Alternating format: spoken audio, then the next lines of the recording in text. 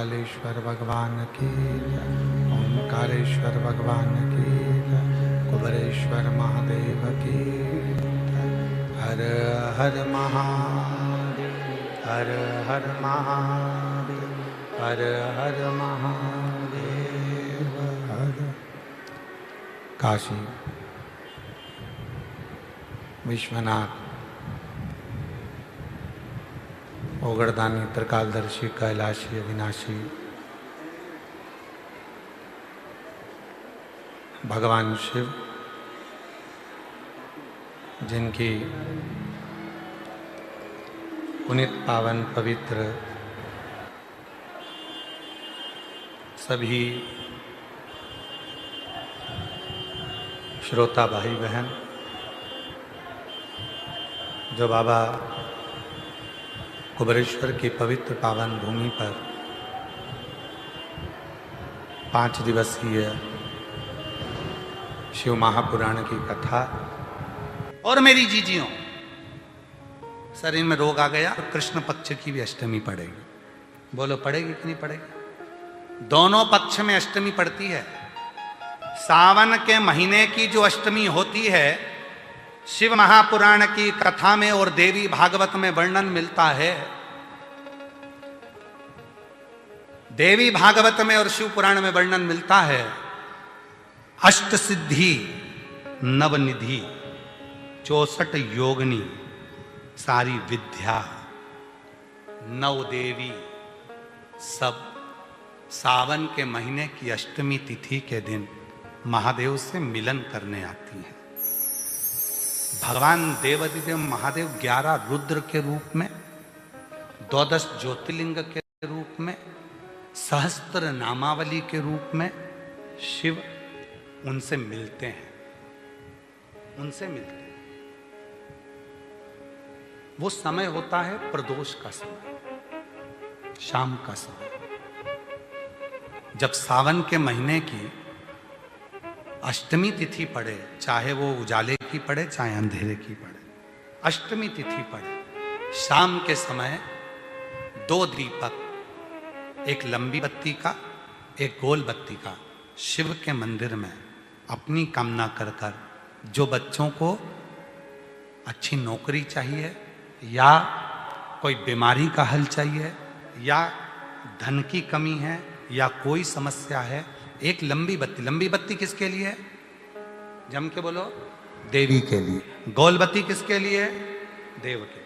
2 बत्ती घी की, गोल बत्ती को जलाओ पहले, फिर लंबी बत्ती का जो दिया हो उसकी बत्ती का मुख गोल बत्ती की ओर हो, वो बत्ती अपनी ओर नहीं हो। समझ में आ रहा है ना सबको?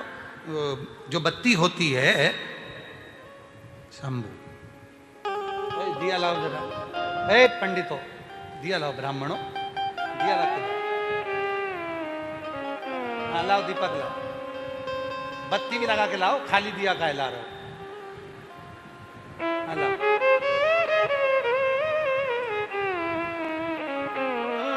अरे जला के ना लाओ, ऐसे ही लिया।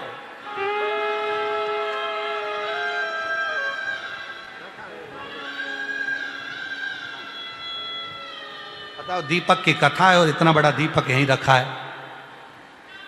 अच्छा, भोलेनाथ जी को भी मालूम है आज ये वाली कथा बाचेगा जब ये दिया आ गया।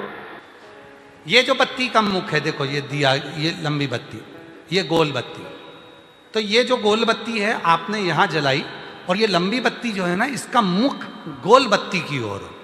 64 योगिनियां, अष्ट सिद्धि, नवनिधि, 9 देवियां, सारी विद्या। शिव जी की जो गोल बत्ती है, शंकर क्या है? ज्योतिर्लिंग, ज्योतिर्स्वरूप। मां दुर्गा क्या है? ज्योति स्वरूपा। क्या कहते हैं? ज्वाला महारानी की। ये ज्योति के रूप में जब हम गोल बत्ती के सामने अष्टमी के दिन प्रदोष के समय पर लंबी बत्ती का दीपक, पहले गोल बत्ती का दिया जलाया, फिर ये लंबी बत्ती का मुख उधर की ओर कर कर दीपक को जब हम प्रज्वलित करते हैं और अपनी जो कामना दोनों दीपक के सम्मुख में करते हैं, वो कामना पूर्ण होकर ही रहती है।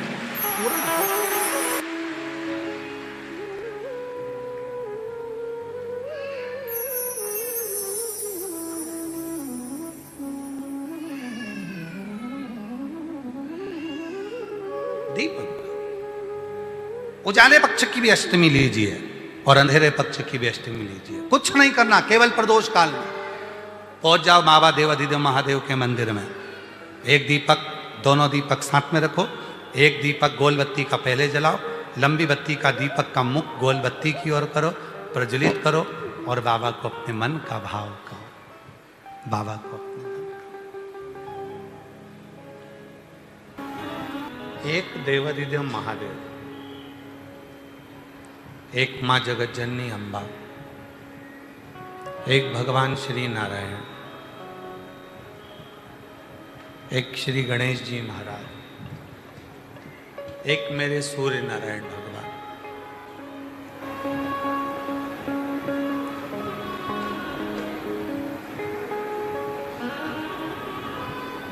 जिस समय पर संसार का मनुष्य जब बंधनों में फंसता है,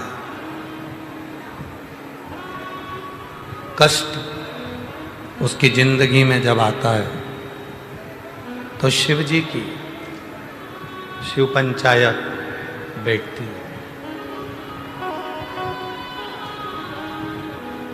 और उस पंचायत में निर्णय लिया जाता है।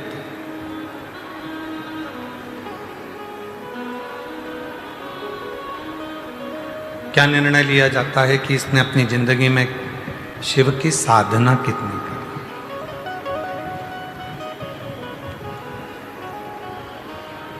एक नौकरी को अगर पाना है तो आपको आपकी उम्र देखना पड़ेगा।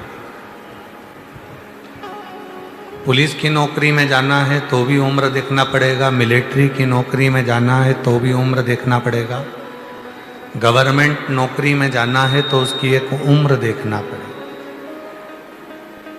उम्र देखना, किसी भी नौकरी को करने के लिए उम्र देखी जाती है, पर भगवान की भक्ति को करने के लिए कोई उम्र नहीं देखी जाती। उसमें यह नहीं देखा गया कि तुम्हारी उम्र क्या है। ध्रुव जी महाराज ने 4 वर्ष की अवस्था में भगवान को प्राप्त करा था। प्रहलाद जी महाराज ने 5 वर्ष की अवस्था में भगवान को प्राप्त किया था। रामकृष्ण परमहंस जी ने 8 वर्ष की अवस्था में भगवान को प्राप्त किया था। शबरी अम्बा ने जब एक अवस्था पूरी चली गई तब भगवान को प्राप्त किया था। ऐसी कई ऐसे संवाद हैं जिन संवादों में हमको लगता है कि भगवान को पाने के लिए उम्र नहीं, भगवान को पाने के लिए केवल भाव देखा जाता है, फिर उम्र कोई सी भी हो परमात्मा प्राप्त हो ही जाता है।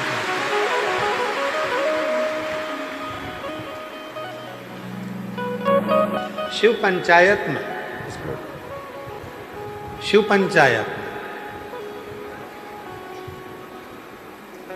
पंचायत के अंतर्गत 5 देवता बैठते हैं और शिव पंचायत में जब वो 5 देवता बैठते हैं तो वो निर्णय लेते हैं। वो निर्णय लेते हैं, क्या निर्णय लेते हैं? इसके मुख से, इसकी दृष्टि से, इसकी श्रवण शक्ति से, इसकी नासिका से भगवान के चरणों की सुगंध कितनी ली गई है। श्रवण से भगवान का कथा कितनी सुनी गई है। जिह्वा से भगवान का कितना नाम जप किया गया।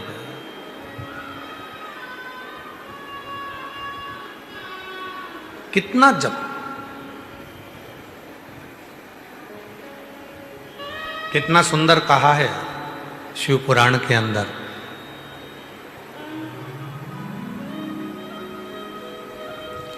पार्वती जी की सहेली विजया ने एक प्रश्न किया। पार्वती जी की सहेली विजया बोली कि पार्वती जी, पूर्व में तुमने पूरा तप करा, शिव जी नहीं मिले। साधना करी, शिव जी नहीं मिले। व्रत करा, शिव जी नहीं मिले। आराधना करी, शिव जी नहीं मिले। योग करा, शिव जी नहीं मिले। पार्थिव शिवलिंग का पूजन करा, शिव जी प्राप्त हुए। मैं पूछना चाहती हूं, हे पार्वती, आप नित्य सरोवर से, नदी से जल भरकर लाती हो और शिव जी को जल चढ़ाती हो, आखिर क्यों? मेरी जितनी जीजियां बैठी हैं, जितने मेरे जीजा बैठे हैं, जितनी मेरी बेटियां बैठी हैं, जितने मेरे बेटा बैठे हैं, जितने मेरे बुजुर्ग माँ बाप बैठे हैं, सावधानी से सुनिए। सोशल मीडिया पर इस पवित्र कथा को सुन रहे हैं, वो भी सावधानी से सुन।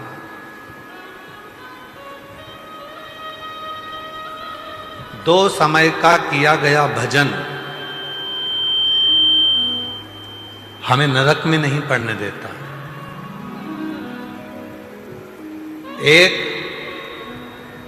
जिस समय पर अपने कुल में किसी को बच्चा हो रहा हो, बच्चा जन्म ले ले और उसकी नाल कटे, उस नाल कटने के समय पर जो भजन किया जाता है, नाल कटने के पहले, बच्चा जन्म लिया, नाल कटने के पहले जो भगवान का एक बार भी अगर नाम ले लिया तो समझ लेना कि जिंदगी में दूसरा जन्म नहीं हो सकता। भगवान का भजन। दूसरा, शिव महापुराण की कथा दूसरा समय देती है जो माँ जगत जननी जगदम्बा पार्वती जी ने बताया। जिस समय पर संसार का मनुष्य अपने घर से जल लेकर, जैसे माँ पार्वती जी नदी से जल भरकर, सरोवर से जल भरकर, बावड़ी से जल भरकर पार्थिव शिवलिंग का पूजन करने के लिए जाती थीं, जिस समय पर संसार का मनुष्य अपने घर से जल भरकर शंकर के मंदिर तक जाता है, जितनी देर उसके हाथ में कलश इतना स्मरण नहीं है, डॉक्टर बताएगा नहीं कि बच्चे ने जन्म ले लिया है, नाल कटने वाली है, तो हम वो भजन नहीं कर पाएंगे। पर पानी का कलश तो हमारे हाथ में है, जल का लोटा तो हमारे हाथ में है। हम जब घर से निकले तब मुख से 2 बार, 5 बार, 10 बार श्री शिवाय नमस्तुभ्यं, हम कम से कम 2 बार, 5 बार, 3 बार, 4 बार, 1 बार शिव का नाम तो ले सकते। और हमने मुख से जल चढ़ाने के पहले जो नाम लिया, वही हमारे भीतर की तरंग उस जल में जाती है, शिव को चढ़ती है और शिव हमारा कल्याण करना प्रारंभ कर देते हैं।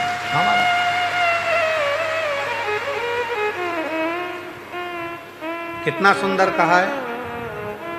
शिव महापुराण के अंतर्गत वेद व्यास जी कहते हैं, जब जल चढ़ाने के लिए शिव के मंदिर जाओ, घर का पूरा काम कर लो, बच्चों को स्कूल भेज दो, पति का टिफिन बना दो, बुजुर्ग माँ बाप की सेवा कर लो, बुजुर्ग माता पिता को दवाई देना है तो दवाई दो, भोजन देना है तो भोजन दो,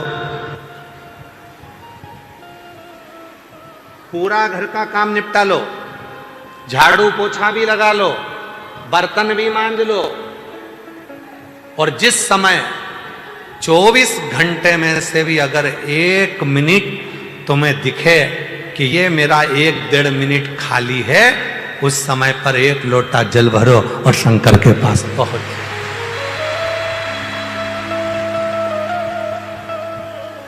झगड़ा कर कर नहीं।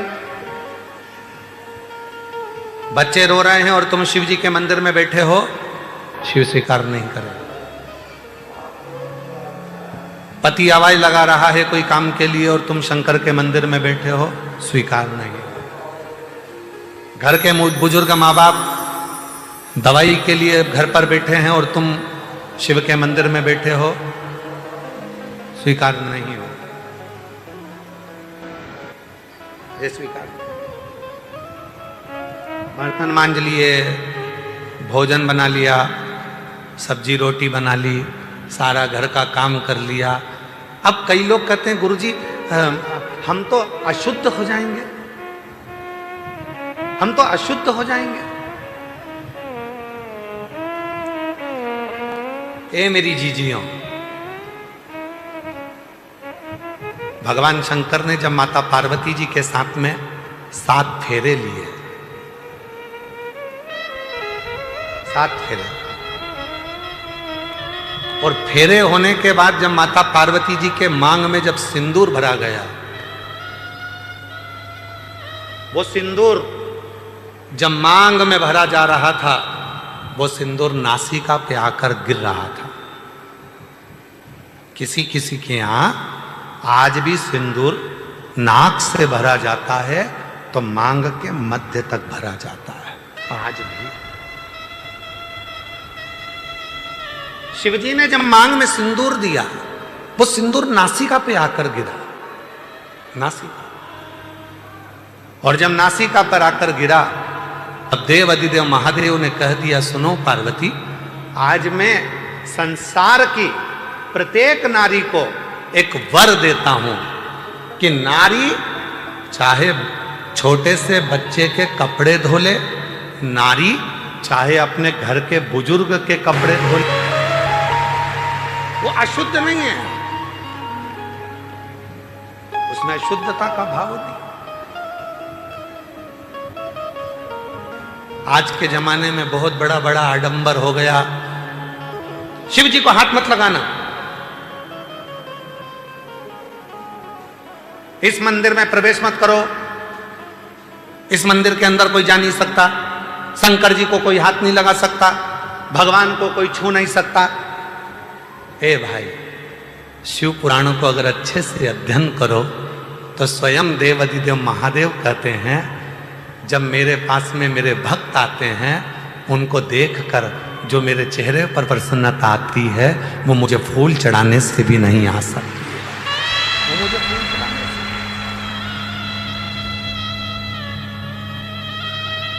से। ये तो अब जब मंदिर हो, सारे के सारे शंकर जी के मंदिर में भक्तों का जाना चालू हो गया, तो अब लोगों ने थोड़ा सा ये क्रम चालू कर दिया, शाम को भगवान का श्रृंगार हो जाता है, हम जल नहीं चढ़ाने देंगे, शाम को शिव जी को पानी मत चढ़ाना, शाम को शंकर जी को जल मत चढ़ाना। ये अब चालू हुआ। पहले तो मेरा भोला बाबा पेड़ के नीचे बैठा है, ओटले पर बैठा है, दरवाजा भी नहीं है, मंदिर भी नहीं है, खुले आसमान में बैठा है, रात दिन सुबह शाम जब तेरी मर्जी पड़े तब तेरे बाप के पास आ, तब तेरे शिव के पास आ, जब तेरा मन हो। एक पूजन आपको बताई थी, एक उपाय आप लोगों को बताया था, रात्रि के 9 बज के, जम के बोलो 9:15 वाला। वो ऐसा शस्त्र है, अब कई लोग उसका विरोध भी करें, सीहोर वाले बाबा तो हर कुछ बता देते हैं, रात को 9:15 पर शंकर जी को जल चढ़वा रहे हैं।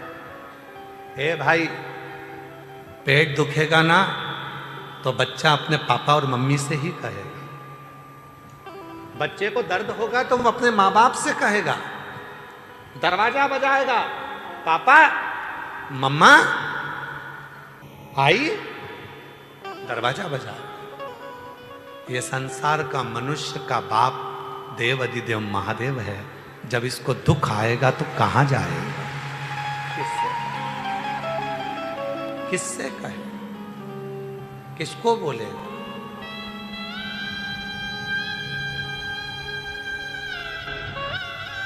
आओ कुबरेश्वर बाबा की भूमि पर, रात को 12 बजे भी आओगे तो शंकर जी को जल चढ़ता मिलेगा। बोलो बोलो, सही है गलत है? 1:30 बजे रात को भी आओगे तो शिव जी को जल चढ़ता मिलेगा। 2 बजे रात को भी आओगे तो शिव जी को जल चढ़ता मिलेगा। 3:30 बजे रात को आओगे तो शिव जी को जल चढ़ता मिलेगा। 6 बजे भी आओगे तो जल चढ़ता मिलेगा। दिन भर जल चढ़ता मिलेगा। 24 घंटे बाप का दरवाजा अपनी औलाद के लिए खुला के खुला है। वो आएगा, से कहेगा, किसके भरोसे, किसके भरोसे?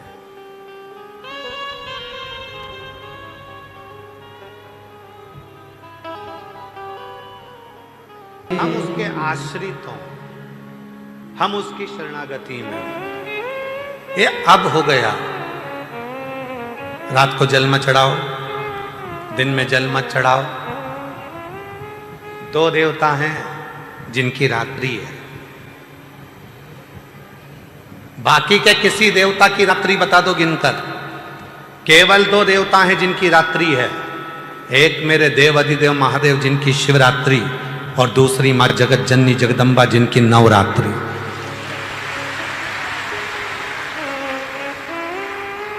तैतीस कोटि देवताओं की लिस्ट निकालिए, किसी देवता की रात्रि नहीं है।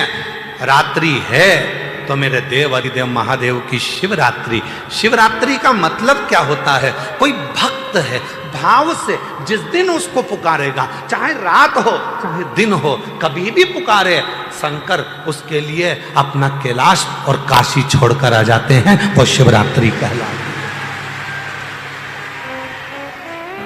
अगर तुमने कह दिया किसी के सामने आज शिवरात्रि है, तो लोग कहेंगे पागल हो गई क्या? अभी कोई शिवरात्रि है? महीने की शिवरात्रि तो बाद में आएगी। तू तो अभी की शिवरात्रि, ये शिवरात्रि कहां से आ गई?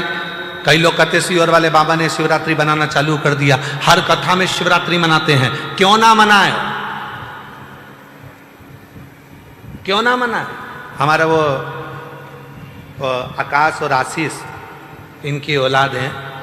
वो हमारा आकाश, उसकी छोटा वाला लड़का है माधव, वो रोज जन्मदिन मनाता है। और वो आशीष है तो वो उसकी लड़की गुड़िया आविका, वो भी रोज जन्मदिन मनाती है।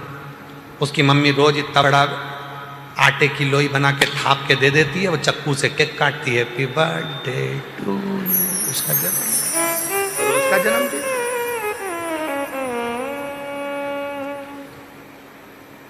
कोई जरूरी है कि जन्मदिन आएगा तब केक काटेंगे? कभी कभी बच्चों को अच्छा लगता है तो माँ बाप कह देते जा लिया केक काट के खाते हैं। ला, जिस दिन जन्मदिन होगा तो उस दिन तो ढेर केक आएंगे, खाते ही नहीं बनेगा। लोगों को मुंह में ठुसाओगे, खिलाओगे, तुम नहीं खा पाओगे, बस मुस्कुराओगे, पर खाओगे नहीं, दूसरे को खिलाओ। इतने केक, यहाँ कटा वहां कटा, यहाँ काटा वहां काटा, गाड़ी पे काटा, स्कूल में काटा, यहाँ काटा, सदुर केक कटेंगे, पर तुम खा नहीं पाओगे। खाने का मजा कब है? जब जन्मदिन निकल गया, अकेले हो, उस दिन एंजॉय अपने परिवार के साथ। लाओ जरा अच्छा बढ़िया केक खरीद के लाओ, बढ़िया चॉकलेट वाला, काट के फिर खाया तो स्वाद आया, आनंद आया। तो जरूरी है कि जन्मदिन के दिन ही खुश होगे? तुम तो रोज प्रतिदिन एक लोटा जल चढ़ाकर इतने खुश हो कि मेरे बाप से मैं बात कर कर आई हूं, मेरे पिता से मैं बात कर कर आई हूं। प्रसन्नता होनी चाहिए, आनंद होना चाहिए, मुस्कुराते दिखो, मुस्कुराते।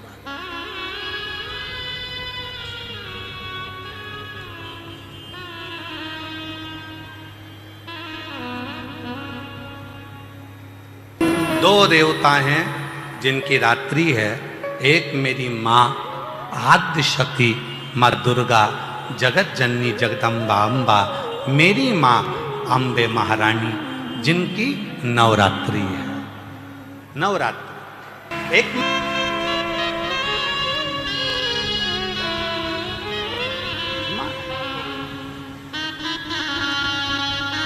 एक बात कहें आप लोगों से, घर की जो बुजुर्ग माँ होती है ना, वो बोलती बहुत है, पर उसको बोलने देना चाहिए। क्यों? उसकी बोली से, बुजुर्गों के मुख से निकले हुए शब्द से हमारे घर का आनंद है। जिस दिन वो माँ बोलना बंद कर देती है ना, उस दिन उस घर से देवता भी रुष्ट होकर चले जाते हैं। उसको बोलने दो, बोल। कल एक बहन जी पूछ रही थी, गुरुजी शरीर का सारा अंग बूढ़ा हो जाता है, भगवान से प्रार्थना करो ना कि ये बुढ़ापे में हाथ पांव सब बूढ़े हो जाए। हमने कहा नहीं नहीं नहीं, तुम झूठ बोल रही हो कि शरीर का पूरा अंग बुढ़ापे में बूढ़ा हो जाता है, जीवान कभी बुढ़ी नहीं होती, जीवान कभी बूढ़ी नहीं होती। जीवान तो जवान की जवान है, जीवान का नियम है, बहुएं आती हैं, जीवान और जवान हो जाती है। 70 की उम्र आएगी, जीवान और जवान हो जाएगी। 75 की उम्र आएगी, जीवान और जवान हो जाएगी। अगर तुम्हारी बूढ़ी अवस्था के साथ जीवान भी बूढ़ी होती तो सास और बहू का कभी झगड़ा नहीं होता, कभी झगड़ा नहीं। जीवान कभी बूढ़ी नहीं होती, जीवान जवान की जवान होती है। जैसे जैसे उम्र बढ़ती जाएगी वैसे वैसे जीवान और जवान होती चली जाएगी। तो बहुएं कहती हैं, कितनी बोलती हैं मम्मी, तुम थोड़ी देर चुप क्यों नहीं रहती? अब उनको कौन समझाए? तुम्हारे शरीर की जवानी चल रही है और बूढ़ी माँ की जीवान की जवानी चल रही है, उसको कौन समझाए? जीवान कभी वृद्ध नहीं होती, बूढ़ी नहीं होती, कभी बूढ़ी।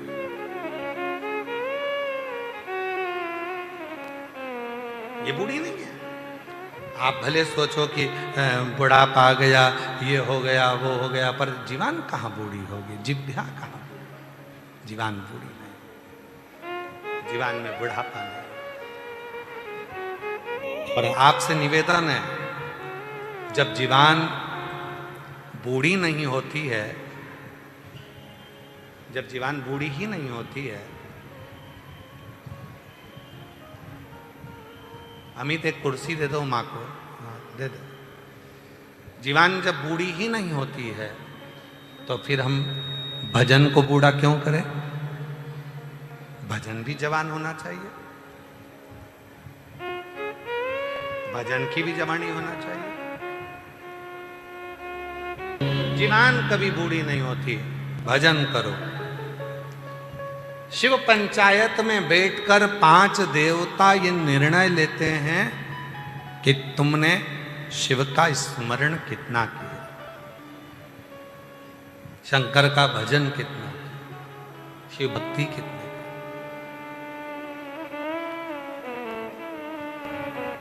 2 मिनट ज्यादा भी लग जाएगा तो भी सब काम पूरा करके आई हो, सब काम। 2 मिनट ज्यादा भी लगेंगे तो भी तुम्हारे मन में आएगा मैं सारा काम पूरा कर कर आई हूं।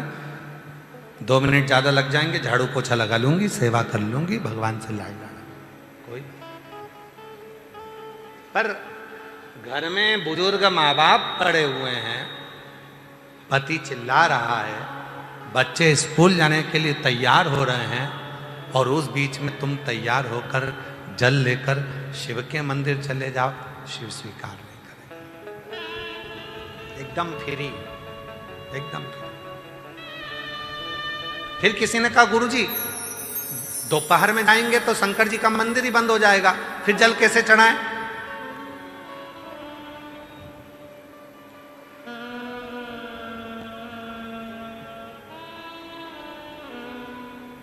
फिर याद करो विभीषण के ससुर की कथा। विभीषण के ससुर का क्या नाम था? बोलो बोलो, जल्दी से बोलो। विभीषण के ससुर का क्या नाम था? विभीषण की धर्म पत्नी शर्मा, शर्मा के पिता का नाम था शैलुष। क्या नाम था? शैलुष। गंधर्व थे।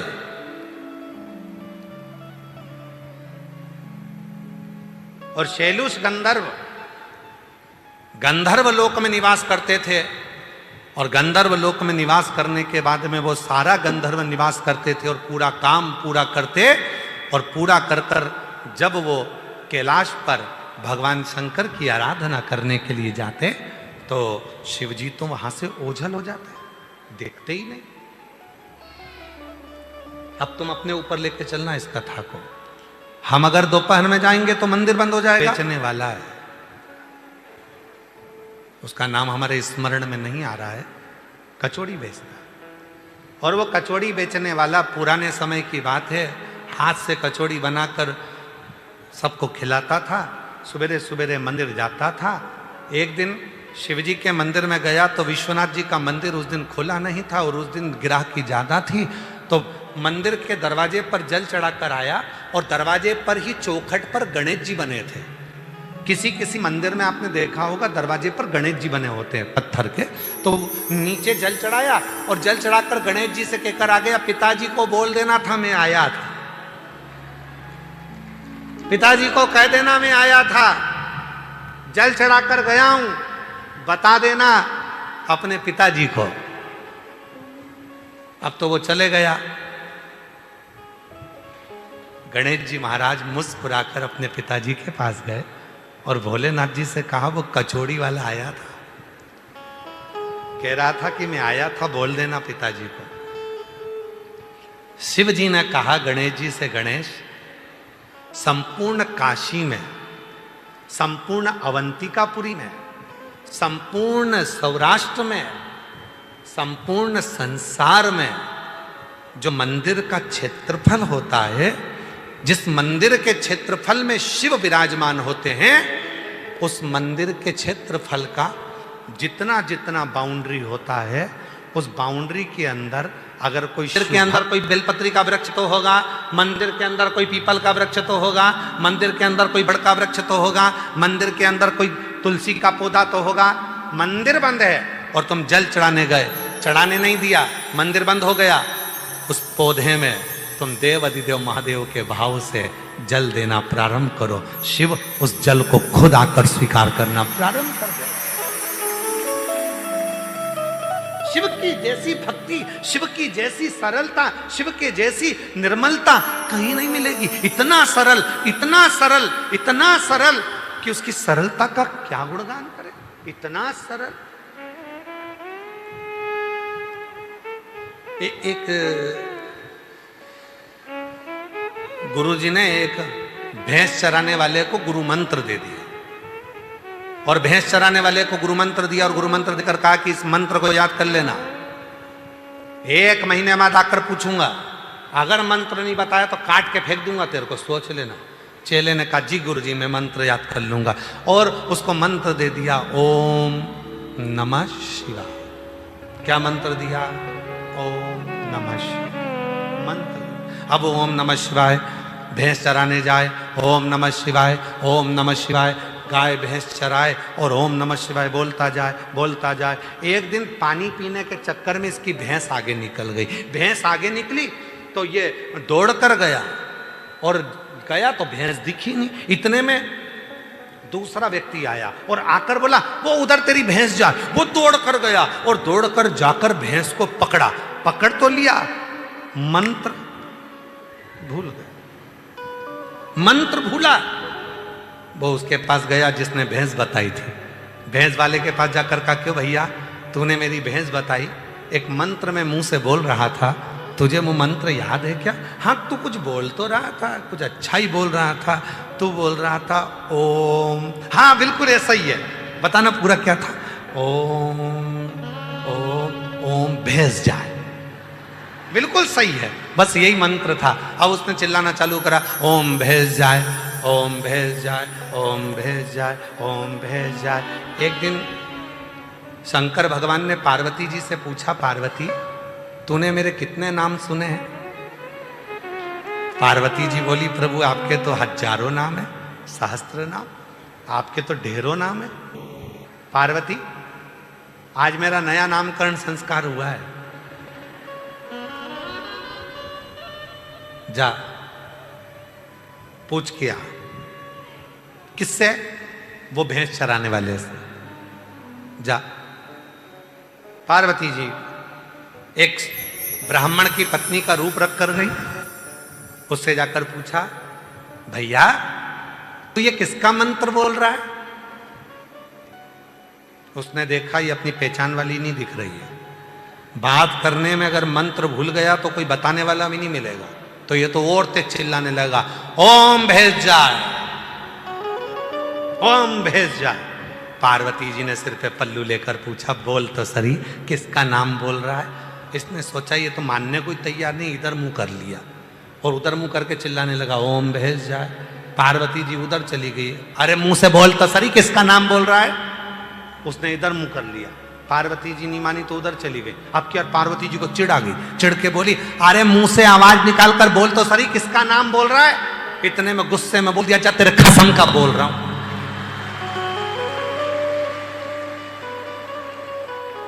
अब जो बोला तेरे कसम का बोल रहा हूं, पार्वती जी सीधे ऊपर आई महादेव के पास में। भोलेनाथ जी ने पूछा, पूछिए ही, हाँ किसका नाम ले रहा है? मेरे कसम का।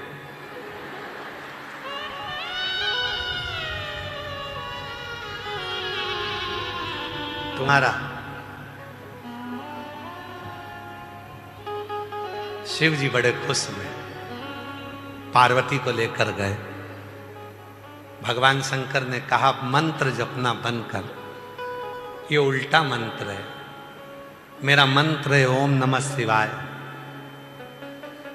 भैंस वाले ने कहा, तुम्हें कैसे मालूम? नहीं आता होगा, कोई मंत्र नहीं आता होगा, भूल से भी आपका आड़ा टेढ़ा मंत्र बोले, आपकी आड़ी टेढ़ी पूजन कर दे, कुछ भी कर दे, तो भी तुम नाराज मत होना, उसको दर्शन जरूर देना। और बाबा ने वचन दे दिया, संसार का मनुष्य, गंधर्व, पशु, पक्षी, जीव, जलचर, थलचर, वायुचर, संसार में पृथ्वी पर जन्म लेने वाला कोई मनुष्य भूल से भी मेरा आड़ा टेढ़ा कैसे भी मुझे भजेगा तो भी वो नरक नहीं भोगेगा, मेरे ही कैलाश पर निवास करेगा। इसलिए मेरी जीजियों, मेरे जीजाओं, मेरी बेटियों, बेटाओं, मेरे बुजुर्ग माँ बाप, चिंता मत करना। कोई तुमसे कहे तुम तो ये मंत्र गलत बोलती हो, कोई तुमसे कहे तुमने चढ़ा हुआ पानी पी लिया, कोई ने तुमसे कह दिया ऐसा कर लिया, कोई ने कह दिया बेलपत्री खा गई, कोई ने कह दिया वैसा कर दिया, कोई ने कहा ये कर दिया, उससे कहना तुझे क्या करना, मेरा पिताजी मुझे जानता है अच्छी तरह से कि मैं कैसी हूं, उसको मालूम। एक पत्र देखिए, मैं ममता अनीश राठौर दिल्ली के रामा बिहार से आई हूँ। कहीं बैठी हो तो हाथ हिला सकती हैं, और अगर बैठे हो तो आ सकते हैं। मैं ममता अनीश राठौर दिल्ली के रामा बिहार से, यह मेरा मोबाइल नंबर है। हमारी शादी को 12 साल हो गए थे, फिर भी मेरी कोई संतान नहीं थी। मैंने कई जगह इलाज करवाया, फिर भी कोई फायदा नहीं हुआ। फिर डॉक्टरों ने बताया कि मेरे पेट में गठान है। यह सुनकर मैं और मेरे पति बहुत निराश हो गए। मुझे रजस्वला धर्म में भी समय पर नहीं आता था। यह देखकर मेरा परिवार वाले बहुत परेशान रहते थे। डॉक्टरों ने भी हमें मना कर दिया था कि तुम्हें संतान नहीं होगी। डॉक्टरों ने कह दिया था कि तुम्हें संतान नहीं होगी, और लोग हमें ताने मारा करते थे। एक दिन मेरी माँ ने बताया कि तुम प्रतिदिन प्रदीप मिश्रा जी टीवी पर कथा करते हैं, उनकी कथा सुना करो। फिर मैंने शिव को 1 लोटा जल चढ़ाना प्रारंभ करा, कथा सुनना प्रारंभ किया। 21 मई 2025 को दिल्ली के बुराड़ी के क्षेत्र में कथा भी सुनी, बाबा से प्रार्थना भी करी। थोड़े से 1 दिन की कथा को हमें प्राप्त हुआ था, वो हमने सुनी। गुरुजी, भीड़ इतनी हो गई थी दिल्ली में कि आपकी कथा वहां कैंसिल हो गई थी। केवल 2-3 दिन की सुनने को लोगों को मिला, उसमें से 1 दिन हमको मिला। हम 1 दिन की कथा में गए, वहां की मिट्टी को हमने उधर पर पेट पर लगा लिया। बाबा से प्रार्थना करी, बाबा डॉक्टर कह रहा है कि गठान है, बच्चा होगा नहीं, पर अब आपकी मर्जी। किसी ने कहा यह कथा तो केवल 3 दिन की हुई, पूरी तो हुई नहीं है, तो इसको पूरा तो माना नहीं जाएगा। पर आप कथा में कहते हो ना गुरुजी कि 1 मिनट की भी कथा मिले तो समझ लेना कि पूरी कथा मिली है, 5 मिनट की भी मिले तो पूरी मिली है। हमने वही समझकर मिट्टी को 1 दिन की कथा सुनकर पेट पर लगाया, और बाबा की ऐसी कृपा हुई गुरुदेव कि बाबा की कृपा से मेरा गर्भ ठहर गया, और 14 अप्रैल को 2026 को मेरे घर में पुत्र रत्न की प्राप्ति हुई, जिसका नाम मैंने शिवांश रखा। उस बेटे का फोटो भी लगा रहे, बेटे का फोटो। उसका नाम मैंने शिवांश रखा है, शिव की कृपा से।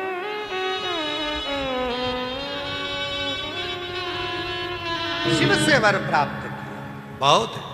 उल्टा जपो, सुल्टा जपो, मरा मरा कहे सो राम निकल गया तो भी तर गया। बस शिव को आडंबर पसंद है, शंकर को दिखावा पसंद है। शिव को दिखावा पसंद नहीं है, आडंबर पसंद नहीं है। शंकर भगवान तुम्हारे सच्चे हृदय से, निर्मल मन से तुमको प्राप्त हो सके।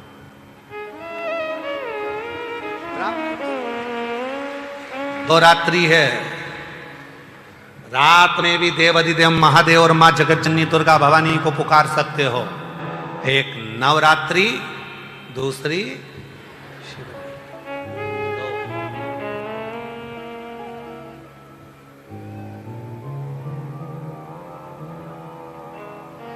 कई लोग कहते हैं सियोर वाला बाबा तो पागल हो गया, रात को जल चढ़वा देता है। दिक्कत क्या है? वो हमारा, हम उसका। वो हमारा, हम उसका। अभी अब कई लोग कहते हैं गुरुजी हम ऑनलाइन कथा सुन रहे हैं, या हम आपकी कथा सुबह हो जाएगी और दोपहर में डी लाइव आएगी, उसका फल मिलता है? क्यों नहीं मिलता? क्यों नहीं मिलता? हृदय से, भाव से आप उसको पुकारो, वो तुम्हारे सामने होगा, हृदय से। परसों गुरु दीक्षा, शिव दीक्षा महोत्सव होगा। खूब सारा सब लोग अपने अपने गुरुजी को ढूंढ रहे होंगे, गुरुजी चेलों को ढूंढ रहे होंगे। कई अच्छी अच्छी पार्टियों को ढूंढ रहे होंगे कि कोई करोड़पति हमारा चेला बन जाए, कोई बिजनेसमैन हमारा चेला बन जाए, कोई फैक्ट्री का मालिक हमारा चेला बन जाए, तो अपना भी कल्याण, चेले का भी कल्याण। गुरु बाजार में मिलने वाली चीज नहीं है, गुरु विश्वास की मूर्ति होती है, विश्वास की मूर्ति।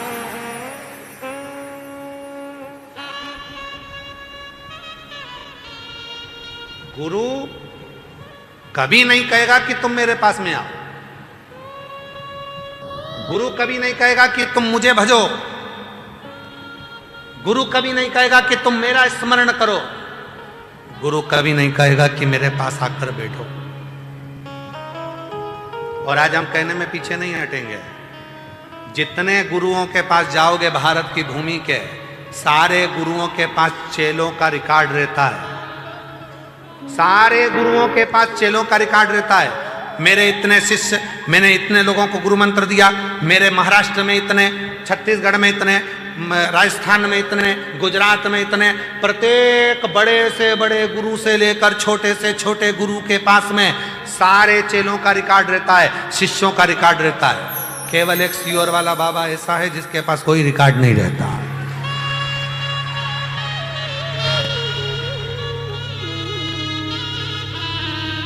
क्यों? क्योंकि मेरा बाबा कभी गिनकर तो लेने के टाइम कितनी माला जपे हैं, हम उनका चेहरा देखकर कहते हैं बिल्कुल मत जप, बिल्कुल नहीं। अपने घर में बूढ़े माँ बाप है ना, उनकी सेवा कर लेना, माला के जपने के बराबर फल मिल जाए। और कई लोग ऐसे हैं दिन भर बैठ के काउंटिंग करते रहते हैं। आजकल तो बटन आ गए, इतनी बड़ी उंगली में ऐसे ऐसे ऐसे इधर फंसा लो, इधर दबाते रहो, मुसद्दी लाल जैसा मुंह करके बैठ जाएंगे।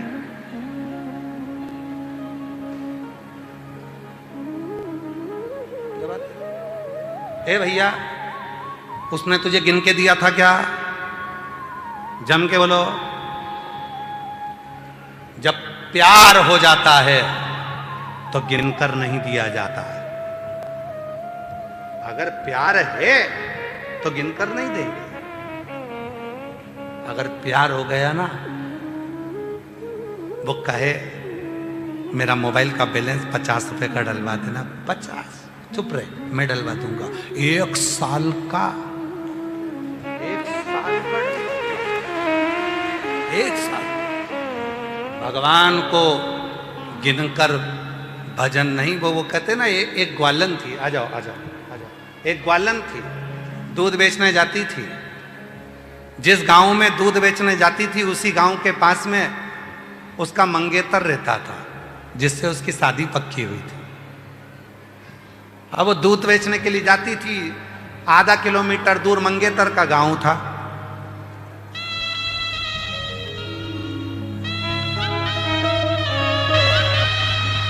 बारह वर्ष के बाद हुआ है, डॉक्टरों ने मना कर दिया था, गर्भ में गठान थी। डॉक्टर ने कहा था कभी मां नहीं बनेगी, पर शिव की कृपा से 12 वर्ष के बाद हुआ। जोरदार ताली बजाओ।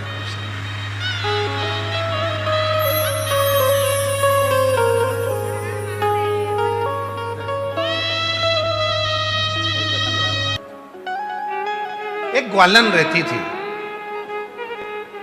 जिस गांव में दूध बेचने जाती थी उसी गांव के पास में उसका मंगेतर रहता था, जिससे उसकी शादी पक्की हुई। अब वो दूध बेचने बाद में जाती थी उस गांव में, पहले मंगेतर के गांव जाती थी। जितना दूध लेकर जाती थी लोटा में, किलो 2 किलो, मंगेतर को कम से कम 1-1.5 किलो फ्री में दूध देकर आ जाती। आती आती दूसरे गांव में जाती तो उसमें पानी उतना ही मिला लेती, दूध उतना की उतना ही। एक संत रोज देखते थे, संत ने उससे कहा, बेटा तू रोज दूध बेचने जाती है, सबको पानी पानी दी आती है, तेरे मंगेतर को तू गाढ़ा गाढ़ा दूध पिलाती है, तुझे पाप नहीं लगेगा? वो कितने रुपए देता है तेरे को? 1-1.5 किलो दूध का कोई पैसा देता? अरे महाराज जी, जिससे प्यार हो जाता है उससे कुछ लिया थोड़ी ना जाता है, उसको तो दिया जाता है, और गिनकर नहीं दिया जाता है, उसको गिनकर नहीं दिया जाता। कोई तुमसे कहे श्री शिवाय नमस्तुभ्यं का जाप 15 बार करो, कोई तुमसे कहे 20 बार करो, कोई कहे 1 माला करो, कोई कहे 50 माला करो, कोई कहे 21 माला करो, कोई कहे 11 माला करो। और शिव पुराण की कथा कहती है कि जिस समय पर तुम्हें 1 मिनट का भी समय मिले, उस समय पर जब लोटा भरकर जल लेकर शंकर के मंदिर जाओ, जितनी दूर तुम्हारा शिव का मंदिर है उसके बीच में तुम 5 बार 10 बार जितनी बार जप करोगे वो 1000 गुना फल तुमको प्रदान कर देगा। उतना जप भी तुम्हारे लिए बहुत।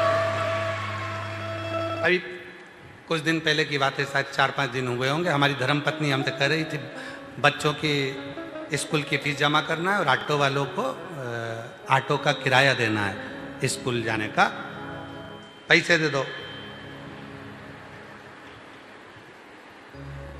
हमने कहा क्या तू मुझसे मांगती रहती है, घर में अम्मा बैठी है ना, अम्मा से ले के। अब अम्मा भी सोचेगी कि कम से कम पति से ले, अम्मा से ले। हमने कहा देखो अभी अम्मा का खर्चा करवाओ, अम्मा चली जाएगी तब अपन खर्च करेंगे, अभी अम्मा का, अभी अम्मा है। अरे भाई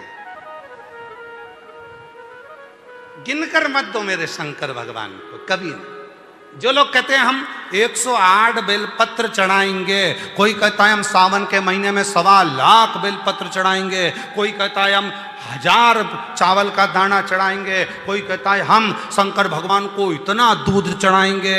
शिव पुराण की कथा कहती है एक चावल का दाना भी अगर दिल से चढ़ाया गया है तो वो 1000 के बराबर है, एक बेलपत्र भी दिल से चढ़ाया गया है वो 1000 के बराबर है, एक फूल की पंखड़ी भी चढ़ाई गई है वो 1000 के बराबर है। और निवेदन है सारे कावड़ यात्रा वालों को, कावड़ियों को, पूरे राष्ट्र में जो कावड़ भरने वाले हैं उनको मेरा करबद्ध हाथ जोड़कर निवेदन है, हरिद्वार जाओ, चाहे काशी जाओ, चाहे तुम्हारा मन हो छिपरा जाओ, चाहे नर्मदा जाओ, चाहे तुम सीवन के तटाओ, पर निवेदन है कावड़ यात्री 100 किलो जल, 151 किलो की कावड़, 50 किलो की कावड़, 21 किलो की कावड़, ये आडंबर, ये दिखावा मत करो। शिव जी को तो एक छोटा सा लोटे का जल भी चढ़ाओगे तो स्वीकार कर लो।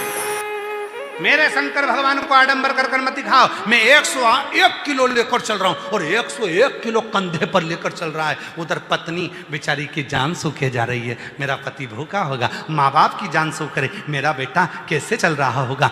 किसी का दिल दुखा कर ना, हम तो यहां तक कहेंगे जितना तुमसे बने एक लोटा जल सारी समस्या का हल। और सावन के महीने में 2 लोटा जल।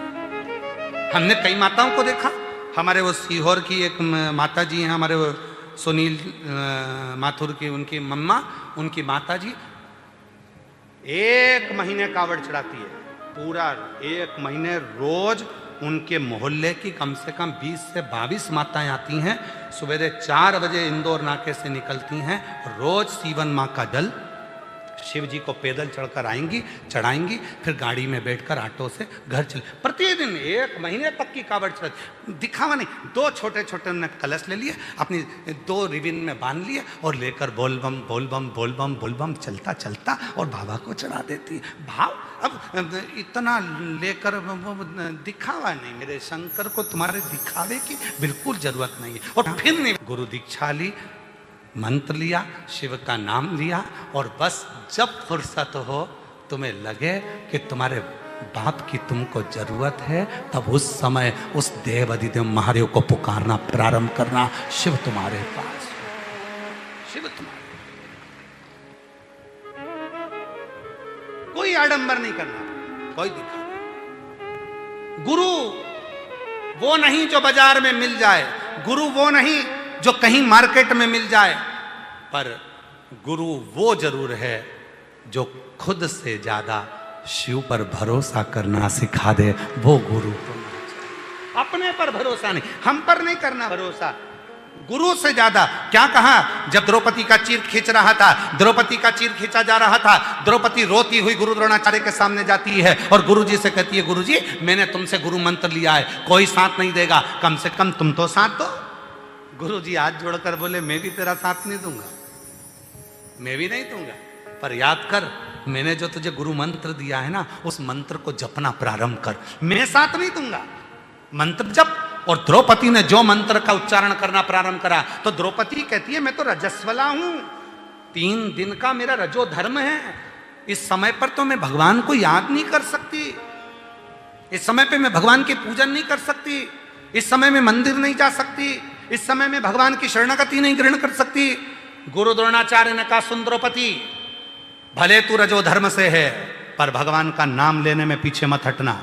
मंदिर भले मत जा, शिवालय भले मत जा, पर रजो धर्म के समय पर अगर तू भगवान का नाम लेगी तो भी उसको आना पड़ेगा। और द्रौपदी ने रजस्वला धर्म में 3 दिन की रजस्वला थी द्रौपदी, और जो द्वारकानाथ को पुकारना प्रारंभ करा, तो द्वारकानाथ को तो सौगंध दी थी अर्जुन ने, द्वारकाधीश को तो सौगंध दी थी अर्जुन ने। अर्जुन ने कहा था, प्रभु आपसे निवेदन है, अंदर मत आना। भगवान बाहर खड़े थे, अर्जुन तू हारे तो मुझे बुला। अर्जुन ने कहा था, जब तक मैं आवाज ना लगाऊं तब तक मत आना, कसम है मेरी, आप अंदर प्रवेश मत करना। जुए में अर्जुन हारता गया, दुर्योधन ने शकुनी मामा को बुला लिया, पर अर्जुन ने कृष्ण को नहीं बुलाया। क्यों? क्योंकि हम गलत काम करेंगे और हमारा द्वारका नाथ देखेगा तो अच्छा लगेगा, नहीं बुलाया, किसी ने नहीं बुलाया। भगवान छटपटाते रहे, एक बार तो बुला ले।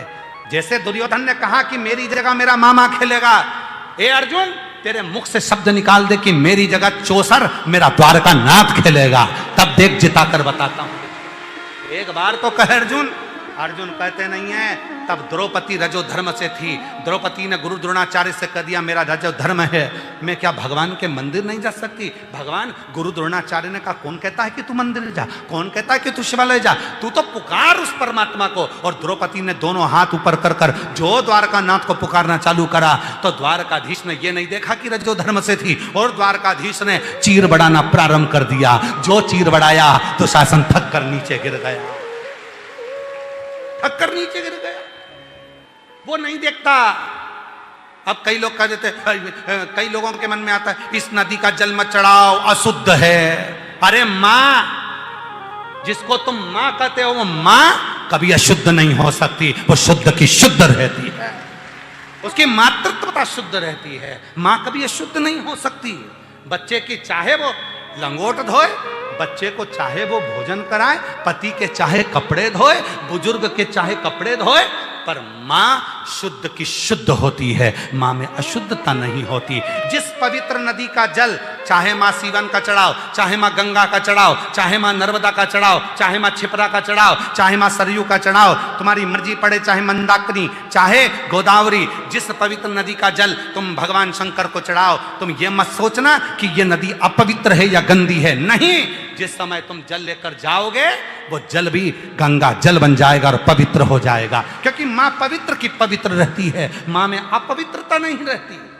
और जिस व्यक्ति ने अपने मां को अपवित्र कह दिया, कई लोग कहते हैं ये नदी अपवित्र है, ये गंदी हो रही है, वो गंदी, समझ लेना वो अपनी मां की औलाद ही नहीं है। जहां में अच्छाई भरी होगी तो सब नदियां पवित्र नजर आएंगी, सब जल पवित्र नजर आएगा, हर एक में शिव नजर आएगा, हर एक में शंकर।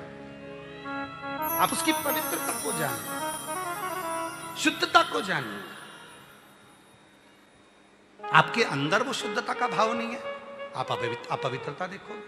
भगवान कृष्ण ने कहा द्रौपदी मैं अशुद्ध थी और तूने मुझे छू लिया, तूने मुझे छू लिया। जब चीर बढ़ा तो कपड़ा तो छुआया ना, तूने मुझे छू लिया। भगवान कहते हैं रे द्रौपदी, शिव ने पार्वती को वचन दिया था मांग में सिंदूर भरते समय, हे पार्वती, संसार की स्त्री जब पुकारे तब देवता को आना पड़ेगा और वो शुद्ध की शुद्ध रहेगी। दोनों की स्थिति खराब है। कल क्या कर रही थी मालूम है आपको? कल कहती है गुरुजी, कुबेरेश्वर धाम हमारे पापा का घर है, बहुत जीवन में दुख है, बहुत दुखी रहती हूँ, पर जितने दिन मैं कुबेरेश्वर धाम पर रहती हूँ ना, उस दिन ऐसा लगता है मेरा पापा अपने हाथ अपने सिर पर रखता है और मेरा दुख नहीं। गुरुजी, हमको चलने में तकलीफ होती है, हम जान नहीं सकते, आ नहीं सकते, क्या कभी कुबेरेश्वर धाम पर रिक्शे चल सकते हैं अंदर की अंदर? हमने उसको वचन दिया, थोड़े समय की बात है, जब ये पूरा बन जाएगा, रिक्शा प्रांगण के अंदर धर्मशाला, बट वृक्ष, कुबेरेश्वर बाबा, हॉस्पिटल के आसपास में सब दूर बैलगाड़ियां चलेंगी, रिक्शा चलेगा और उसका कोई शुल्क आपको नहीं देना पड़ेगा, सब अंदर प्रेम से भ्रमण कर सके, घूम सके। मंदिर प्रांगण के अंदर ई रिक्शे चलाए जाएंगे जिसमें आप आराम से दर्शन कर सको, बुजुर्ग लोग बैठ सके। और कल ही हमने निर्णय लिया, समीर को हमने कहा है, आशीष को हमने कहा है कि अगली बार से कोई कथा हो, उस कथा में वृद्ध लोगों के लिए और जो पांव हाथ से विकलांग है उनके लिए अलग एक बैरिगेट बने और उसके अंदर वो जाकर बैठकर कथा को श्रवण करें, उनकी व्यवस्था। ये अपने पिता का घर है, प्रेम।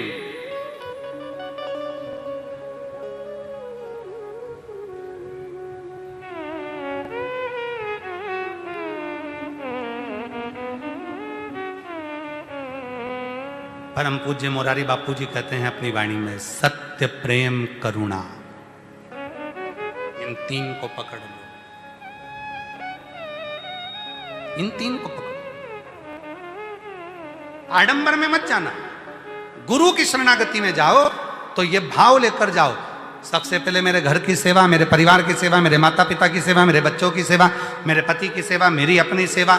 जो तुम्हारे को शरीर में कष्ट है तो अपनी भी सेवा का, अपना भी ध्यान रखो, केवल दूसरे का नहीं, अपना खुद का भी ध्यान रखो, स्वयं का।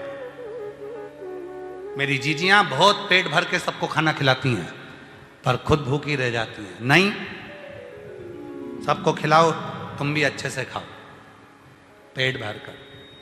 कई माताएं कहती हैं हमको बहुत ताने दिए जाते हैं, अपशब्द कहते हैं, कहने दो, पिता सुन रहा है ना, गाली पूरी होने दो।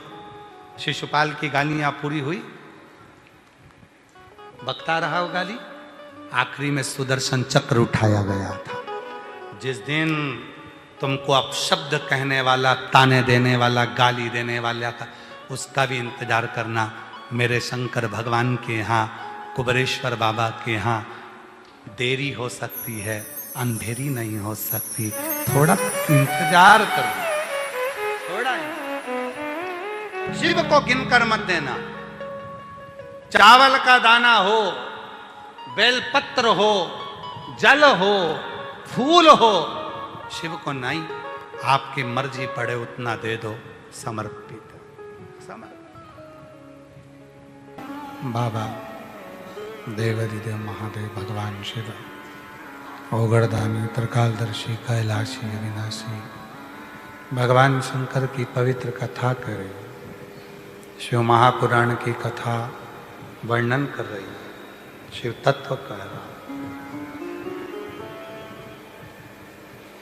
भोले की सेवा फल देगी, आज नहीं तो कल देगी, पर देगी जरूर, वो देगी।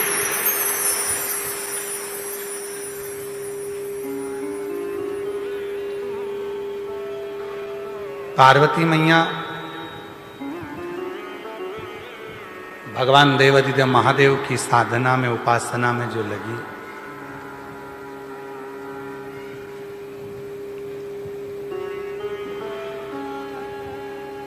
जल के महत्व को मां पार्वती जी ने बताया। समय आया तारकासुर का संहार करना है, और ये तारकासुर कोई साधारण नहीं है जो शिव का उपासक है। भगवान शंकर की किसी से बेर नहीं है। 33 कोटि देवताओं में केवल एक देवाधिदेव महादेव ऐसे हैं जिनका किसी से बेर नहीं, किसी से, सबसे प्रेम। प्रेम के बिना कौन आए शिव के धाम। एक हमारे वो फिरोजाबाद वाले फूलमाली जी माला लेकर आते हैं, शारदा वाले, शुरू से कहीं पर भी कथा होती है माला लेकर पहुंचते हैं। बहुत काम कुछ नहीं था, बाबा के यहाँ आकर एक माला लाकर चढ़ाई थी। आज बाबा की कृपा से पूरे उत्तर प्रदेश में इनका फूलों का काम बाबा की कृपा से चल रहा है। साधु था, शिव कृपा है, शंकर की करुणा, शिव की उदारता है। मैं इंद्रल चौरसिया, मैं इंद्रल चौरसिया, पत्नी श्रीमती, मैं इंद्रल चौरसिया, पत्नी श्रीमती उमा चौरसिया, निवासी ग्राम बनथरा गांव, जिला लखनऊ की निवासी हूँ। मेरा मोबाइल नंबर ये है। बाबा कुबरेश्वर भोलेनाथ की महिमा का मैं क्या वर्णन करूं, उसका वर्णन नहीं किया जा सकता। मेरी शादी को 23 साल हो गए थे। 23 साल से मुझे संतान नहीं थी। 23 वर्ष में ऐसा कोई डॉक्टर नहीं जिसका मैंने इलाज नहीं करवाया, जगह जगह दिखवाया, हर जगह से सब ने कहा कि मैं कभी मां नहीं बन सकती। 23 साल, किसी किसी को 1-2 साल संतान नहीं हो, 2-4 ये रिटर्न नहीं आ रहा है, रिटर्न बढ़ा। 2-4 साल संतान नहीं हो तो लोगों को लगता है कि औलाद नहीं हो। आ जाओ आ जाओ माँ, आ जाओ आ जाओ। जिसको 23 वर्ष तक औलाद नहीं हुई हो, विचार करिएगा जरा। सारे डॉक्टरों का इलाज करवाया पर संतान की प्राप्ति नहीं हुई। तब आखिरी में हमारे पड़ोसी ने कहा कि शिव जी के मंदिर जाया करो, एक लोटा जल चढ़ाया। हम तो पहले हंसे, फिर उन्होंने कहा सीहोर वाले बाबा को सुनो, है प्रदीप मिश्रा जी बाजते हैं, कथा कहते हैं, तुम सुनो। हमें आप पर भी भरोसा नहीं था गुरुजी, सत्य कहे ना, हम इतने बाबाओं के पास होकर आ गए, सबने गोदी भरी, फिर भी औलाद नहीं हुई 23 साल में। तब आप पर भरोसा किया और आपकी कथा सुनना प्रारंभ करी। और कथा सुनना, मोबाइल पर कथा सुनते, मोबाइल को सामने रखते, दीवार से टच कर कर आसन बिछाते और कथा सुनना प्रारंभ किया। आपके द्वारा बताए गए आंकड़े की जड़ का प्रयोग किया। बाबा ने मुझे 23 वर्ष के बाद औलाद दी है। एक पत्र है, मेरा नाम चंदा साहु है, मैं कोलकाता से आई हूँ। चंदा जी साहु कलकत्ता से आई हैं, कहीं बैठी हों तो आ सकती हैं। मेरी शादी को 7 साल हो चुके थे, कोई बच्चा नहीं था, मुझे बहुत कुछ बोलते थे, मैं बहुत डॉक्टर को दिखाई तो भी संतान का सुख नहीं आया। तब मेरी मामी के कहने पर मैंने कथा सुनना प्रारंभ करा टीवी पर। टीवी के सामने आसन लगाकर बैठती थी, उठाती आसन, वहीं की मिट्टी को पेट से लगा लेती। और बाबा की ऐसी कृपा हुई, 7 साल के बाद मेरे बाबा ने मेरे यहाँ पर संतान का सुख दिया है। मैं बाबा को यहाँ प्रणाम करने के लिए आई हूँ। बाबा कथा सुनती थी। उसके बाद मेरी मम्मी 2025 में कुबरेश्वर धाम रुद्राक्ष महोत्सव में चलकर आई। मेरी मम्मी आई थी, बोल के गई थी कि मेरे बाबा, मेरी लड़की की शादी को 13 साल हो गए हैं, अभी कोई संतान नहीं है। बाबा सबकी गोदी भरते हैं, तब तेरी भी झोली भर दो मेरी बेटी की। और बाबा को विनय कर कर 2025 में रुद्राक्ष महोत्सव में आई थी, बाबा से कहकर गई थी। और बाबा की कृपा से 2025 में ही नवंबर के महीने में मेरी बेटी का गर्भ ठेर कर संतान की प्राप्ति हुई, उसे पुत्र रत्न की प्राप्ति हुई। मेरा नाम अंजू पटेल है। गुरुदेव, मैं रीवा की रहने वाली हूँ, पर मैं अभी भोपाल में ही रहती हूँ, कहीं बैठी हूँ तो आ सकती हैं। अगला पत्र है, आपके चरण को प्रणाम करता हूँ। मेरा नाम कैलाश, गांव मेरा मलगांव, जिला खंडवा, मध्य प्रदेश का रहने वाला हूँ। मेरा मोबाइल नंबर ये है। मेरा बेटा आयुष जो 3 साल से नीट MBBS के लिए तैयारी कर रहा था, डॉक्टर बनने के लिए, पर 1-2 नंबर से रह जाता था। हम किसी के कहने पर पहली बार सीहोर आए थे और हमने कथा सुनी थी। तब से हमने नियम लिया था कि बाबा हम आपकी कथा पंडाल में बैठकर सुनेंगे, बस इतनी कृपा कर दे कि मेरे बेटे का नीट क्लियर कर दे। और बाबा ने मेरे बेटे तुषार का नीट क्लियर कर दिया। आज मेरा बेटा सरकारी कॉलेज में पढ़ाई कर रहा है और डॉक्टर बन रहा है। मैं बाबा को यहाँ प्रणाम करने के लिए आया हूँ। अगला पत्र है, मैं पुष्पा देवी, पति विजय साहू, ग्राम जांगीड़, रोहतास, बिहार के रहने वाली हूँ। कहीं बैठी हो तो आ सकती हैं। पंडाल में कथा सुनना क्या लाभ मिलता है गुरुजी? इस पत्र के माध्यम से कहना चाहती हूँ। मेरा बेटा 7 साल से सरकारी नौकरी की तैयारी कर रहा था, लेकिन हर बार कुछ ना कुछ रह जाता था। हमने प्रयागराज में आपकी कथा दोनों पति पत्नी ने पंडाल में बैठकर सुनी। वहाँ की मिट्टी को ले गए, बेटे को दी। बेटे ने उसको डब्बी में रख ली, अपनी टेबल पर पढ़ाई करता, रात दिन एक करता। और आज बाबा की कृपा से मेरा बेटा बिहार पुलिस में नौकरी कर रहा है। मैं बाबा को यहाँ धन्यवाद देने के लिए आई हूँ, बाबा को प्रणाम करने के लिए आई हूँ। मेरा नाम मनीषा, मेरे पति का नाम हेमंत जांगीड़ है। हम नागौर राजस्थान की निवासी हैं। मेरी शादी को 7 साल हो गए थे, मुझे संतान का सुख नहीं था। मैंने बहुत डॉक्टरों का इलाज करवाया पर कोई फायदा नहीं हुआ। फिर मैंने टीवी पर आपकी कथा सुनी और मेरे बाबा से प्रार्थना करी। बाबा की कृपा से 7 साल के बाद मेरे घर में पुत्र रत्न की प्राप्ति हुई है। एक बार जोरदार ताली बजाएं। शिव से करी गई प्रार्थना कभी खाली नहीं, बस उसको दिखावा प्रिय नहीं है। भाव से जो कहोगे वो स्वीकार करेगा, स्वीकार करेगा। समय आया, तारकासुर शिव को बहुत मानता था। शंकर भगवान का कोई दुश्मन नहीं है, शिव का कोई द्रोही नहीं है, शंकर भगवान का कोई दुश्मन नहीं।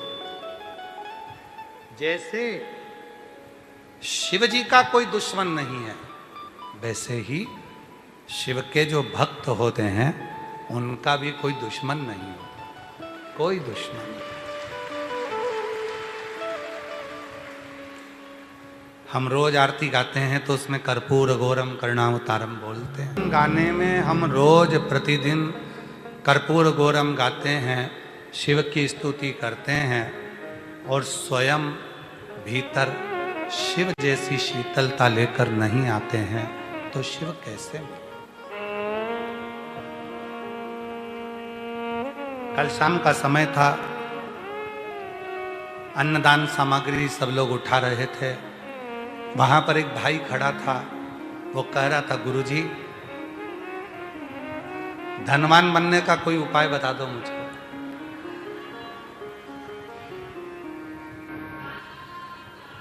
अन्नदान संभाल रहा था और कहता गुरुजी धनवान बनने का कोई उपाय बता दो मुझको। हमने उससे कहा तुम पुण्यवान बन जाओ, धनवान अपने आप बन जाओ। पुण्यवान। फिर उसने पूछा पुण्यवान बनने का उपाय बता दो। हमने कहा पुण्यवान बनने का सबसे सुंदर तरीका है, जहां शिव महापुराण की कथा हो वहां मौका मिल जाए किसी को पानी पिलाने का, मुख झूठा कराने का, शिव के मंदिर में सफाई करने का, कोई सेवा करने का, कोई वृद्ध जन, कोई बीमार, कोई दुखी, कोई गरीब की सहायता करने का थोड़ा सा भी मौका मिल जाए तो पुण्य कमाना चालू करो। जब तुम्हारे खाते में पुण्य बढ़ना प्रारंभ होगा तो महादेव धन देना प्रारंभ कर पुण्य बढ़। धनवान बन भी जाओगे और अगर पुण्यवान नहीं हो तो धनवान बनकर कुछ नहीं कर सकते। तुम्हारा धन केवल गलत जगह पर जाएगा। और जिस दिन तुम पुण्यवान बन गए, पुण्यवान हो गए, तुमने कहीं सेवा करना, चाकरी करना, बाबा का भजन करना, स्मरण करना, शिव पुराण सुनना, मुख झूठा कराना और कहीं ना कहीं तुमने पुण्य कमाना प्रारंभ कर दिया तो धनवान अपने आप बनते चले। आप पुण्यवान तो बनो। संसार का मनुष्य धनवान बनना चाहता है पर पुण्यवान बनना नहीं चाहता। और जिस दिन पुण्यवान बन गए फिर कोई देख, खूब कमाओ, डट के कमाओ, रात दिन कमाओ, 24 घंटे कमाओ। जितनी तुम्हारे शरीर की कैपेसिटी है उससे 1000 गुना ज्यादा मेहनत कर कर कमाओ, खूब धन इकट्ठा करो। पर याद रखना ऐसा धन मत कमाना जो जीते जी भी कोई बांट ना सके और मरने के बाद भी कोई ना बांट सके। वो पुण्य की कमाई है तुम्हारी, पुण्य की। दुकान पर बैठकर जो कमाया, व्यापार में जो कमाया, मेहनत कर कर जो कमाया, वो सारी कमाई के हिस्सेदार होंगे। पत्नी भी बांटेगी, बच्चे भी बांटेंगे, कुटुंब वाले भी बांटेंगे, भाई भी हिस्सेदार होगा। पर जो तुमने कथा में बैठकर थोड़ा सा मुख झूठा कराकर, थोड़ा दान पुण्य कर कर, थोड़ा भजन कर कर जो तुमने पुण्य की कमाई करी, वो कमाई का कोई हिस्सेदार नहीं होगा। वो तुम्हारी है, जीते जी भी और मरने के बाद भी उसका कोई हिस्सेदार नहीं। वो तुम्हारी, वो तुम्हारी।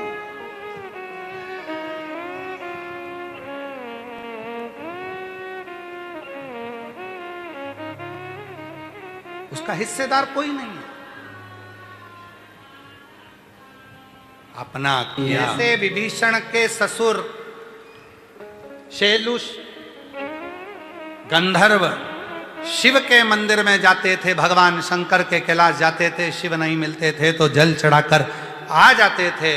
कई बार मंदिर अगर बंद भी मिले, नहीं मंदिर में जाने का मौका मिले, तो उस मंदिर के प्रांगण में, उसकी बाउंड्री के अंदर जो कंकर हो, जो वृक्ष हो, उसमें आप जल समर्पित करेंगे तो भी वो जल शिव स्वीकार करते हैं, शिव स्वीकार। और यही बात शैलुष ने अपनी बेटी शर्मा को बताया, जो विभीषण की धर्मपत्नी थी। विभीषण की धर्मपत्नी थी। धर्मपत्नी की भाग्य देखकर विद्वानों ने कह दिया था, ए शैलुष, ए गंधर्व, तेरी जो लड़की है शर्मा,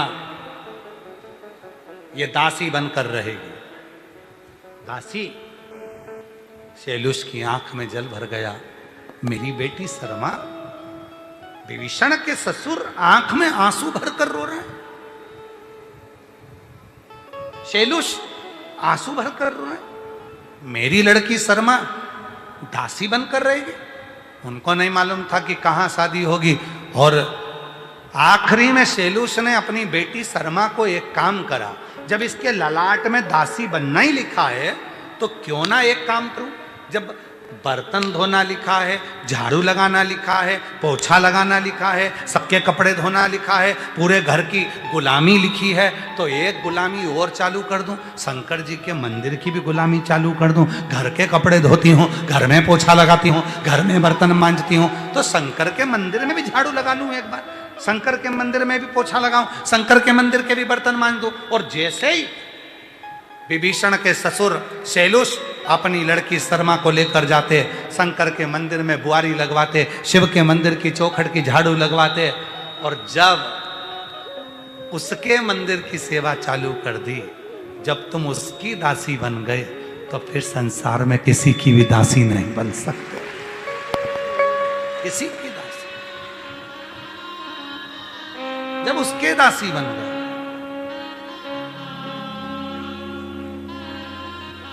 बेटे का बिहार पुलिस में सिलेक्शन हुआ, एक बार जोरदार था। शैलुष ने बेटी को शिव की दासी बना दिया। और जितनी संसार की मेरी बेटियां हैं, जितने मेरे बेटा हैं, जितनी मेरी माता हैं, जितने मेरी जीजियां, मेरे जीजा जितने बैठे हैं, जितने बुजुर्ग माँ बाप बैठे हैं, घर में झाड़ू बर्तन सब करते हो, एक बार नियम बनाओ, शंकर के मंदिर में जाऊंगी, कुछ नहीं तो वहां के दीपक ही उठा के एक और रखी आऊंगी, थोड़ी सी झाड़ू लगा दूंगी, एक बार कर कर देखना, कर कर देखना। जब तुम उसकी दासी बन जाओगे ना, तो दुनिया में तुम फिर किसी की दासी नहीं बनोगे, किसी की दासी। शर्मा ने एक दिन पूछ लिया, पिताजी तुम शिव जी के मंदिर में झाड़ू लगाने का बोलते हो, पोछा लगाने का बोलते हो, मुझे क्या मिलेगा? कुछ नहीं बेटा, मैंने विद्वानों से पूछा, तेरा भाग्य तो भाग्य में लिखा था कि तू दासी बनेगी, तू दासी बनेगी, पर मैं तेरे भाग्य को बदलना चाहता हूं। और संसार में किसी की सामर्थ्यता नहीं है जो किस्मत को पलट दे, केवल किस्मत पलटने वाला तो देवाधिदेव महादेव है, जो पलट देता है, किस्मत को पलट देता है, वो बदल सकता।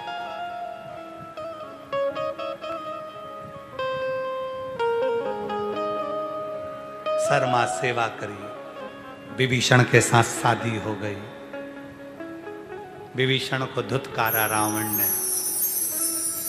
शर्मा ने कह दिया तुम चिंता मत करो, राम की शरण चलो। वो राम शिव की शरण जाते हैं, राम शंकर के, शंकर राम के, हम भी चलते हैं राम की शरण में, शिव कृपा करेंगे। जो राम की शरण में गए, वो शर्मा विभीषण की पत्नी दासी तो नहीं बनी, पर रावण के जाने के बाद लंका की महारानी बन गई। किस देवता देते हैं पल्ला झाड़ कर मेरा कुबेर भंडारी देता है छप्पर झाड़ कर। वो थोड़ा नहीं देता, थोड़े में तो देता ही नहीं, भंडार भरने वाला है, साधारण नहीं। बड़ी कृपा करता है, बड़ी करुणा करता है। उसका कोई दुश्मन नहीं,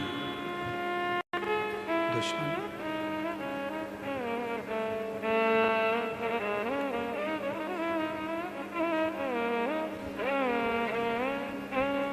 एक बार किसी ने हमसे पूछा था, आपको किसी से खतरा है, आपका कोई दुश्मन है? हमने कहा हमें अपने आप से ही खतरा है, दूसरे से क्या। वो क्या कहते हो रे, हमें तो अपनों ने लूटा, गैरों में कहाँ दम था, कश्ती मेरी वहां डूबी जहां। स्वयं को स्वयं से खतरा होना चाहिए। ये मन बहुत चंचल है, भटक ना जाए, गलत जगह ना चले जाए, गलत विचार में ना पड़ जाए। कोई गाली देगा, उसको पलट कर हम गाली ना दे दें, कोई गलत बोलेगा, उसको हम गलत ना बोल दें, कोई गलत विचार रखेगा, अपने विचार ना बिगाड़ लें।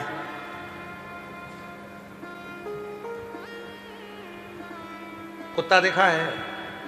अरे जम के तो बोलो, हमने भी कुत्ता देखा है। तुमने देखा है? बिच्छू देखा है? सांप देखा है? कुत्ता काटेगा, जहर चढ़ेगा, बिच्छू काटेगा, जहर चढ़ेगा, सांप काटेगा, जहर चढ़ेगा। तो कुत्ते को समझाते क्यों नहीं हो, मत काट, जहर चढ़ता है। कुत्ता समझेगा? अरे जम के तो बोलो। बिच्छू को कोचिंग दो, ट्यूशन पढ़ाओ, ए बिच्छू काटना मती, जहर चढ़ता है। बिच्छू समझेगा? बोलते जाओ, बोलते जाओ। सांप को कोचिंग दो, सांप को समझाओ, काटना मती दादा, तू काटता है लोग निपट जाते हैं, निवेदन है, तू काटना मती, जहर चढ़ेगा। सांप डसना बंद करेगा? जम के बोलो, नहीं। कुत्ता काटना बंद करेगा? नहीं। बिच्छू डंक मारना बंद करेगा? नहीं। तो फिर करे क्या? सीधी बात है, कुत्ते को समझाना बंद करो, बिच्छू को समझाना बंद करो, सांप को समझाना बंद करो, अपन उनसे दूर हो जाओ। इससे बढ़कर और क्या हो सकता है?